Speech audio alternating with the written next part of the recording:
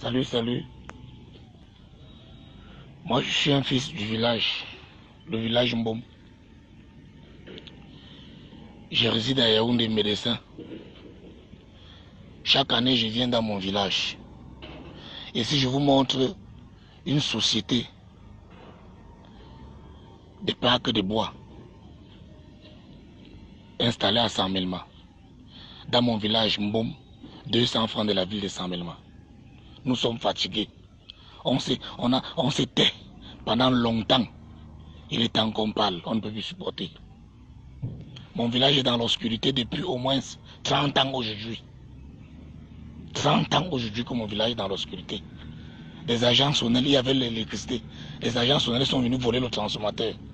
Jusqu'aujourd'hui, il n'y a plus jamais eu d'électricité. Du côté que je vous montre, c'est ça sur le bois, venant du Cameroun, de Djoum, le village de Djoum. Ici, ça c'est le bois venant du Congo. Ça quitte ici, là, ça s'est transporté par ces camions. Les camions que je vous montrais tout à l'heure. Pour l'Europe, pour la France, pour la Chine. Étant donné que nous, on n'a pas l'électricité dans le village. Quand on se rapproche auprès de la famille, ils disent que ils ont longtemps demandé l'électricité à la société. La société dit qu'ils n'ont rien à voir avec le village parce qu'ils déversent de l'argent à la famille présidentielle. Que c'est la famille présidentielle qui les a installés.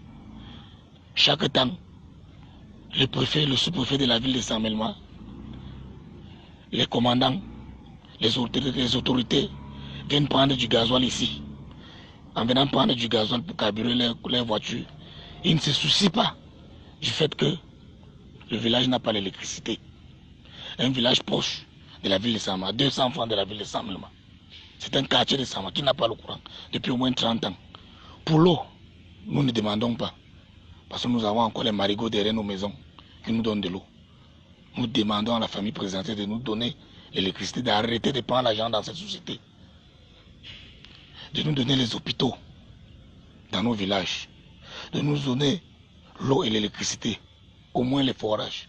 Au moins c'est l'électricité dans nos villages. J'ai voulu interviewer le blanc. Il a dit qu'il n'a rien à y voir avec moi. Qui part demander à la famille présidentielle. Qui ne peuvent pas nous mettre le transformateur. Nous sommes dans l'obscurité depuis 30 ans. Nous sommes fatigués. Vous allez dire que nous, ensemble, on vit bien. On ne vit pas bien ensemble. Vous, là où il n'y a même pas le pouvoir, là, vous vivez plus que nous. On vit la misère ensemble. Le pouvoir là ne nous sert à rien. Un quartier proche de Sama, 200 francs de Sama, n'a pas le courant depuis 30 ans. L'homme qui est au pouvoir là nous sert à quoi? Il vient encore prendre l'argent dans une société comme ça là. Sa famille. Le blanc nous dit qu'il y a un monsieur qui vient de moments qu'à chaque année prendre de l'argent ici. Nous, on veut l'électricité. Sinon, ça va aller de mal en pire. Ça, c'est un avertissement. Mettez-nous l'électricité au village Mbom, à 100 000 mâts.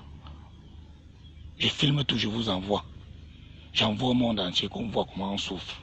Voilà les camions qui portent le bois. On veut l'électricité. C'est trop. On veut l'électricité dans le village. Sinon, ça va bader. Il y aurait masse.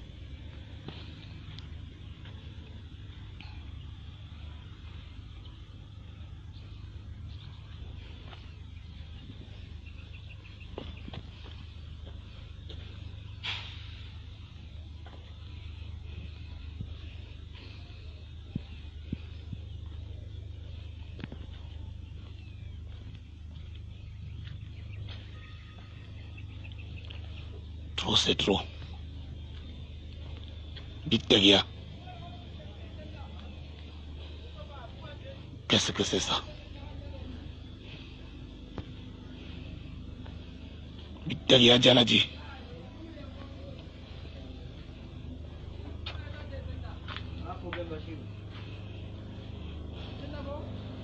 Sur le terrain du village.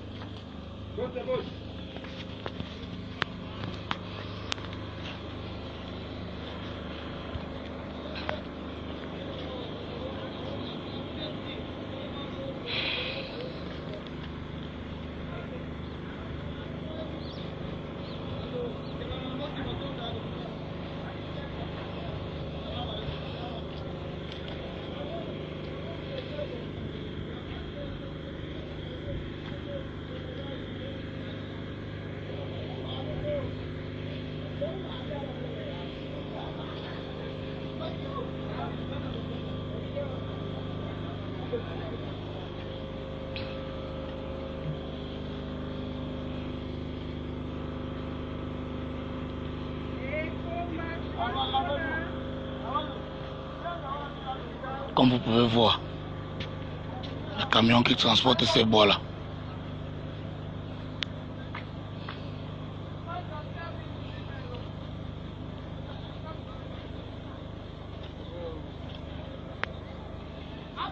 Nous les villageois en Bob, nous sommes fatigués. Nous les jeunes du village, nous sommes fatigués.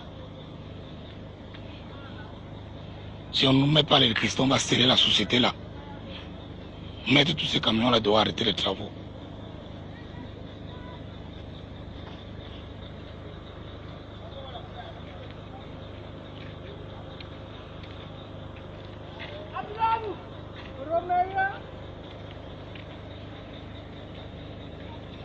Voilà ma tante qui vient vendre les beignets dans le village.